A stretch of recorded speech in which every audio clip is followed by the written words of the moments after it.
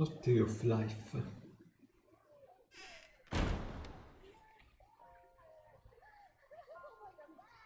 Having kids is like playing the lottery. That was how the police commissioner put it, with a grim smile on the side. He was the man in charge of domestic security. Sometimes you pick a winner, and sometimes you pick a loser.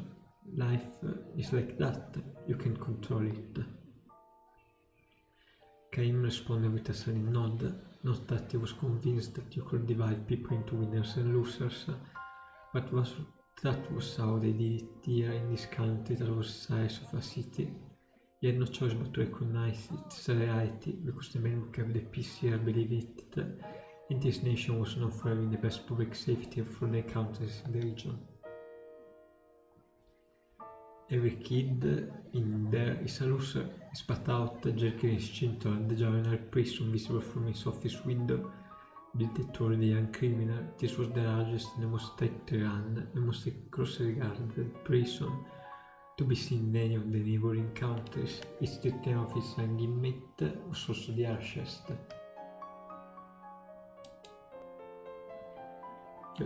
You're a foreigner, Caim, so you may not approve, but we have our own way of doing things. I see, Caim said. Losers are losers. There's nothing you can do to make losers into winners. It's never going to happen. Far from it, if you call them losers, they just turn into bigger losers and give the decent people a lot of trouble. See what I mean? That one way of looking at things, Caim the arbitrary irony was lost on the police commissioners. No, it's the only way. If we're going to have a safe, peaceful country, we will expect you to abide to this view too. Caim had nothing more to say to him. If he were to insist on confronting the police commissioner, he might be seen as a questioning the authorities, which could land him in the Lord's prison. This would be easy enough to bring about for the police commissioner, and indeed for anyone in the city-state who stood on the side of the powers that be.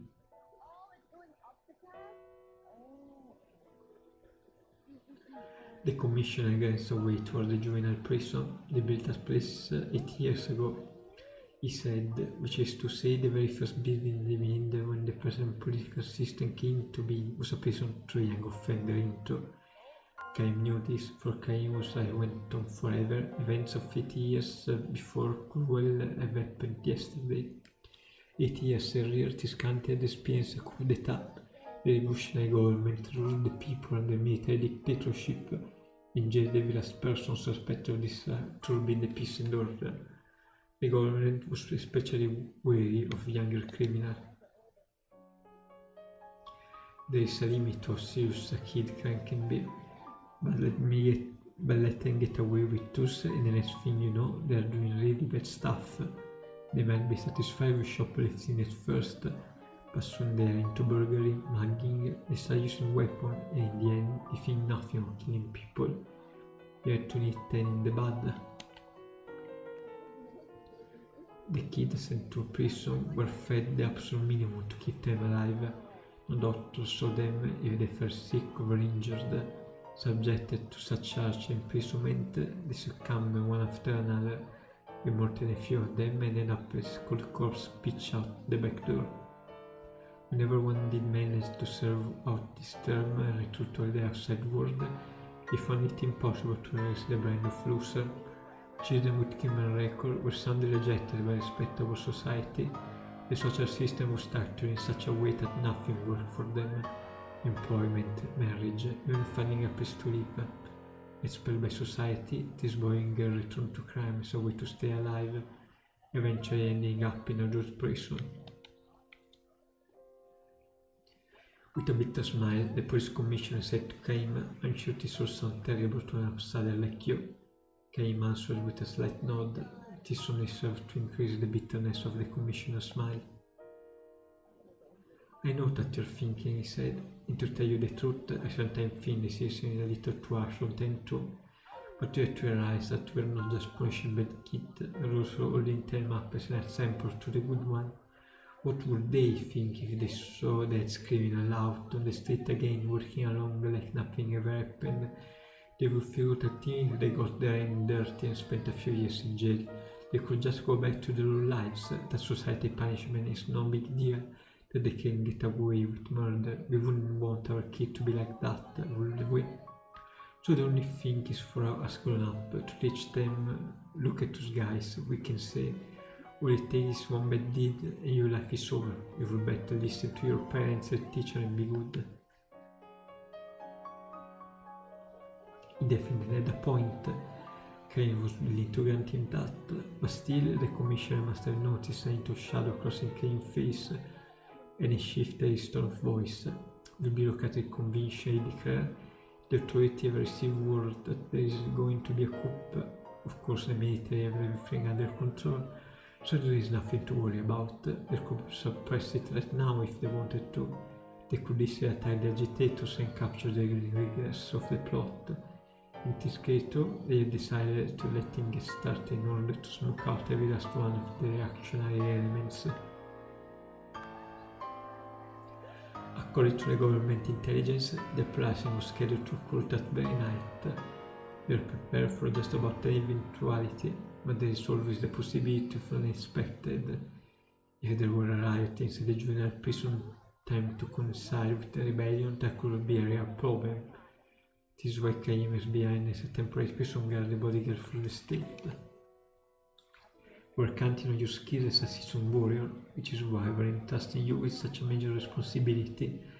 Be sure you live up to your expectation. If you have to resort to violence, we have no problem with that. Whatever you do, it will be for the sake of the law and order. It will be in order to protect the happy lives of decent citizens of our nation. Carry out your duties with complete dedication of body and soul.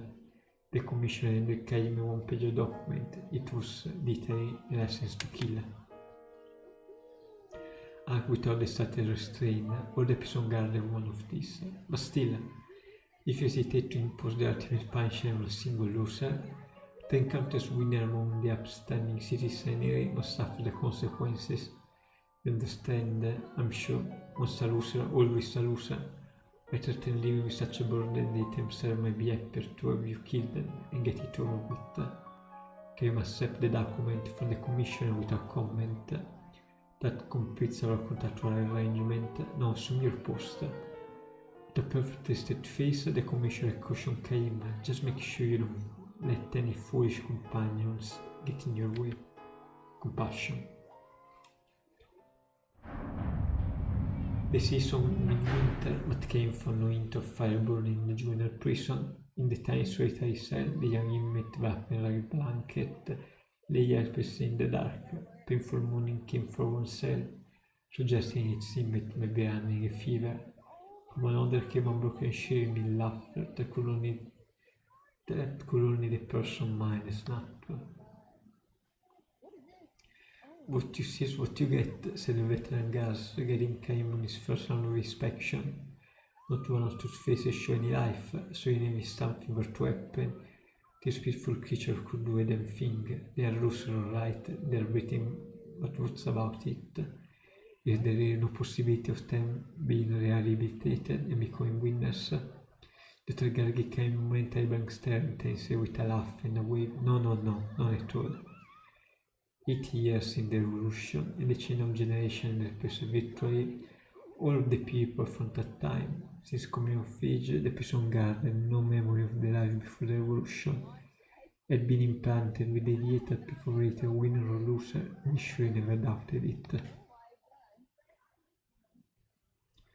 They went out their way to argue, so it might be a little strange for me to say this, but I'm sure the kid in here are never going to riot, no matter how wild things get on the outside. Especially to pour water on them, they will quite let down. There's almost none of them you have to worry about. Almost. Well, I can claim that about every single one of them. They are even looser among the losers, unfortunately. The guy shook Caim to the end of the hall, and there he opened the lock on the door. So thick it could be mistaken for a section of a wall. Beyond there, the punishment cell. These were with the incorrigible losers, the one who caused trouble or details, the one who take a defiant attitude, the one who showed no sign of remorse for their crime. Suddenly was scared to came. It was scared to him because he had experienced countless battles in his life. The punishment cell was darker and far colder than the regular cell, but from the depth of the darkness from within each individual cell, there remained a quiet heat that could not be felt from the regular cell. The people in here were alive. They were not simply breathing, they were alive with real passion. The kind that originally got them locked up here were nothing much. A little burglary, some purse snatching, brushing a knife, stuff like that. If they had just quietly served up with diamonds, they would be out now, living obscure life somewhere. Instead, they resisted and kept resisting. They called for a better treatment of inmate. They appeared for an end to discrimination against former prisoners. The number of their crime multiplied until it became clear they would never get out of there alive. They will just go straight from here to the other prison when they grow up. It will be 20 or 30 years before they can breathe outside there again, if they can live that long, which will be quite an accomplishment.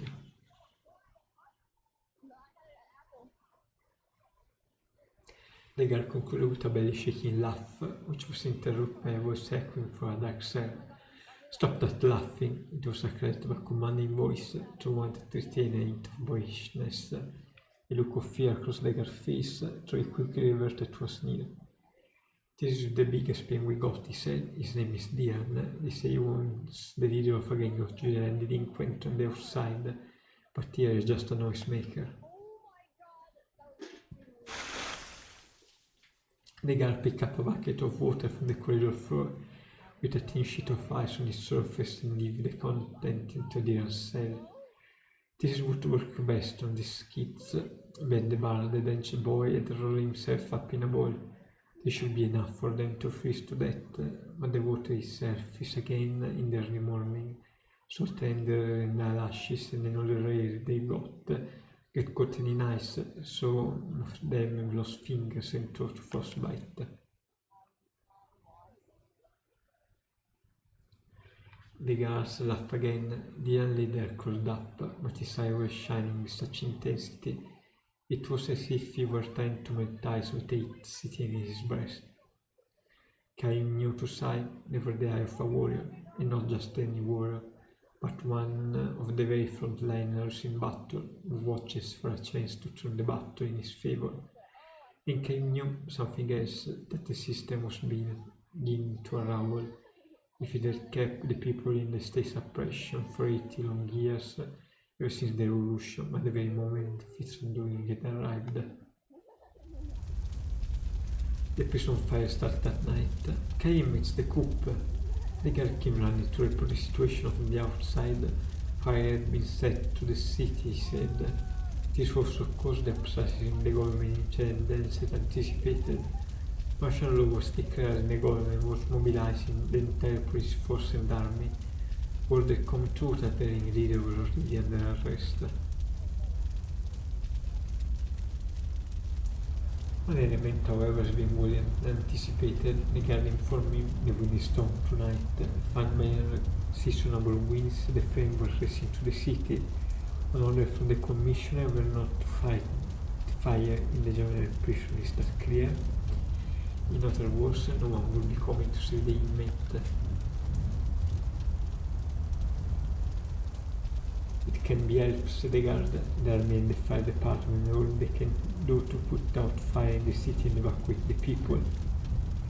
They can spare any men to protect this place and will be in order to join in the rescue effort in town. I guess that means we let the kids out. This was a given, came assumed. Left locked up in their cell, the young inmate was burned to death. Don't be ridiculous, they rushed back. The kids are all losers. We're going to the tables, look at them in here, and now we're supposed to let them out. Are you serious? Cain replied. Are you serious? I can't believe you say anything so stupid. I'm telling you they're losers. We don't have time to save them, and we are certainly not going to let them run loose. The commissioner would never allow such a thing. He obviously meant every word he was saying. We were planning to let them die.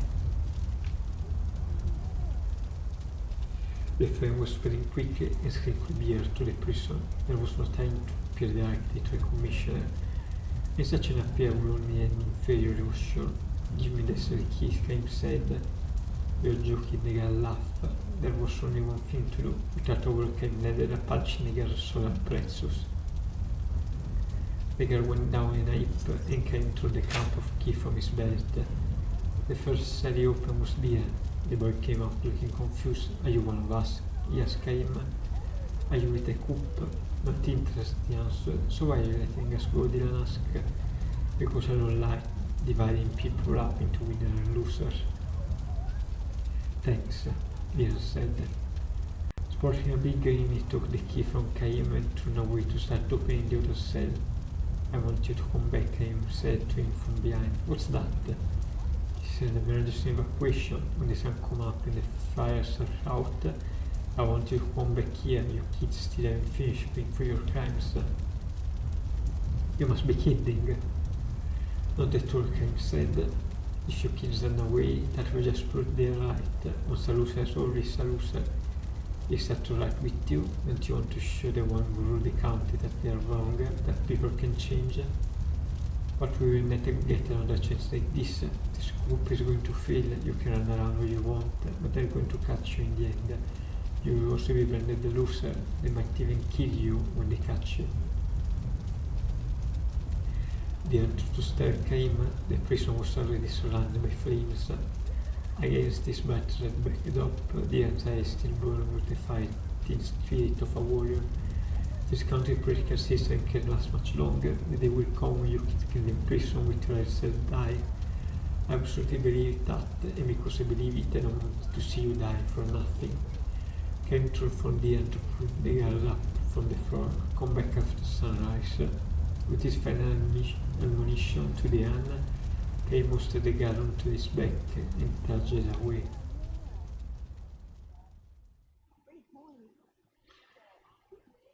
This event occurred 50 years ago. An air of freedom pervaded the county now when Caim visited 50 years later. True, he does catch glimpses of young, tough and juvenile delinquent with the night tries, but he feels this is just a sign of free and easy times.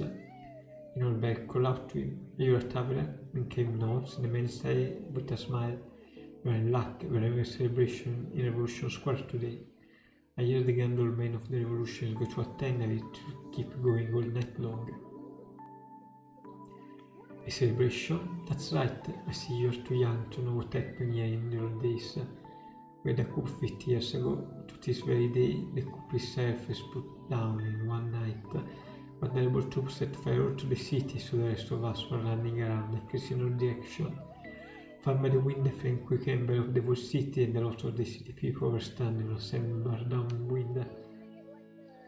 I was one of them. I had my pregnant wife and baby daughter with me, so I couldn't just dive into the river to escape. Before he knew it, a spark was raining down on the sandbar, and a few were down for. We were all burned to death as soon as the daggers caught fire. Just as if given a pop, he said, helping it was extended from the most unlikely source. The kids from the juvenile prison came to help us. They were all skin and bone, and their prison uniforms were falling apart. The prison staff hardly fed them a thing, but they pulled what little strength they had. They saved all force and children from the sandbar, and they struggled to douse the fire that caught in the daggers. I saw one boy carry a child across the river and collapse and died the second after they reached the outer shore, and some of them were fighting gas fire were overcome the smoke and burned to death. They risked their life to save us. They told lives were not worth living, but those losers risked their life to save the life of winners like us. When the sun came up and they could be sure that the fire was safely out, the young inmates went back to the juvenile prison. Yes, it's true. The place was an absolute hell for them, but they went back inside just the same. Not one of them took advantage of the confusion to run away. They played strictly by the rules, wouldn't you say? They were removed by their behavior, and people started saying that maybe it was a loser, and their good points after all. Maybe once a loser, always a loser was wrong. The whisper spread to the country, quietly but surely. Soon the view emerged that the technology of an LP3 image should be improved. Another increase widely held view was that society ought to welcome its inmate more warmly once they had paid for their crimes. Finally, the change in attitude toward looser children took the shape of dissatisfaction with the political system that had continued to foster such a dictatorship, and 40 years ago a second coup occurred. This next coup took the shape of a citizen revolution that involved the masses, and for that reason succeeded as how the form of government where today got its start. Listening to the old man's reminiscence, came famous as smiling and nodding again and again deeply moved. The last thing the remembered is the name of the hero who led the revolution and became his first president of the new government, the army. Tens of thousands of people are getting Revolution Square as fireworks sent off. From a bus band played the Russian national anthem. The gathered men of the revolution take to the shape amid hundreds of children of applause. Dear lovers, dear, advancing near now, and the news is removing himself from the center of politics. He has this youthful filigree in his eyes. There is no way for him to spot Cain in the assembled throng. And even if they were to notice him, we could never imagine that this young man and change from 50 years ago was the temporary piece of garment that fateful night. Still the leader proclaimed, people can change and then witness or loser. As well a greater with cheers and fireworks, and the sign of the celebration reaches its peak. Even his voice was stand at the fire of the square and bought himself a cup of liquor. Here is his cup to the hero of the revolution, who from this distant vantage point appeared for him no larger than a speck. Without delivering a single breath, but the intensity strongly requires past his throat, it is a sweet and mellow aftertaste.